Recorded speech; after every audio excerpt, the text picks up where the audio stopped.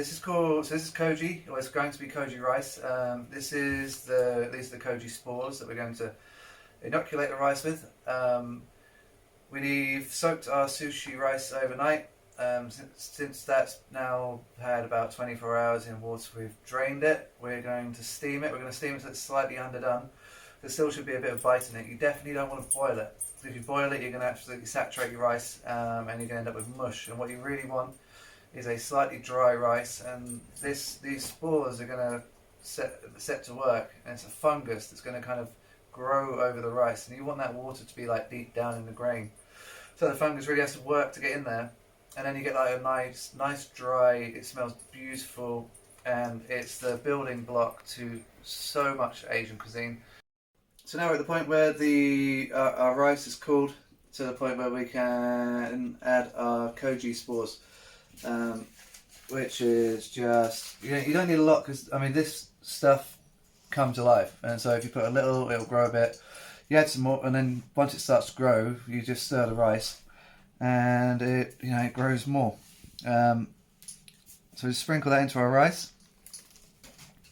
Now I'm just going to give that a little bit of a push around. I'm just going to leave it in the steamer to get it going. Push that around a bit. We ended up pulling this off after actually 15 minutes. It's underdone. Like, you wouldn't want to eat it like this, but I didn't want to cook it anymore, because you'll see later you want to have nice dry rice with a nice white fungus all over it. Here I've got just a clean tea towel. I'm going to wet that a little bit, and then we're just going to push that in here. Pop our lid on, and we just put that away. Check it each day. Take a clean fork, spoon, something, and just turn it over once a day. But try not to get right into the bottom. You want to go through the top and just knock the top around, and you want to leave the base as kind of like a starting point for the fungus to grow out of.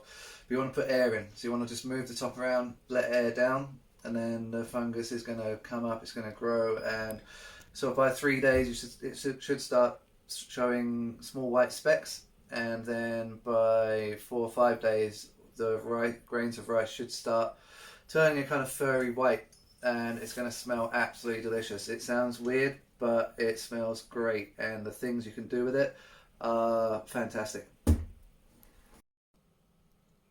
Day 3 of our Koji, and just gonna have a look underneath. I wet my tea towel again yesterday just to keep a bit of moisture in there, and if you can see that, kind of like white powdery look that's forming. Well, that is your Koji fungus, and that's already starting to smell amazing.